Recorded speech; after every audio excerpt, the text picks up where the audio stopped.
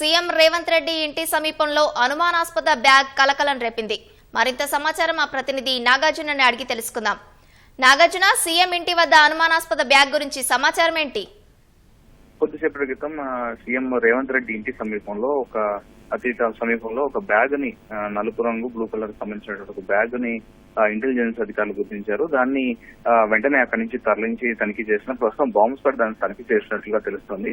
అయితే అత్యంత సమీపంలో ఆ బ్యాగ్ కావడంతో స్థానిక పోలీసులు కూడా సమాచారం అందించారు. రోడ్ నెంబర్ 46 లో జూబ్లీహిల్స్ రోడ్ నెంబర్ 46 లో సీఎం రేవంత్ రెడ్డి నివాసం వెళ్ళినటువంటి రహదారికి అతి సమీపంలోనే ఆ బ్యాగ్ లభించినట్టుగా అధికారులు చెప్తున్నారు. ఆ బ్యాగ్ ను తీసుకువెళ్లి ప్రస్తుతం అయితే తనిఖీ చేస్తున్నారు. ఆ బ్యాగ్ లో ఏముందని ఇంతవరకు వివరించలేదు. దానికి సంబంధించినటువంటి ఫోటోగ్రాఫ్ను కూడా బయటికి విడుదల చేయలేదు. ప్రస్తుతం అయితే ఈ తనిఖీ చేస్తున్నట్లుగా తెలుస్తోంది.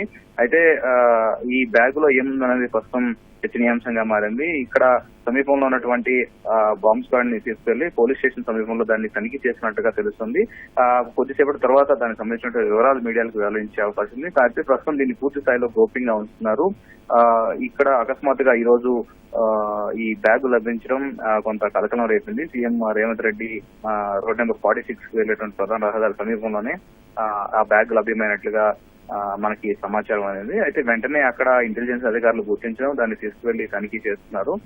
కొద్దిసేపటి తర్వాత దీనిపై ఒక స్పష్టత వచ్చే అవకాశం ఉంది. ప్రస్తుతం దాన్ని తనిఖీ చేస్తున్నారు. ఒకవేళ కనుక అందులో ఏం లేకపోతే దీన్ని మీడియాకి బ్రీఫ్ చేసే అవకాశం ఉంది.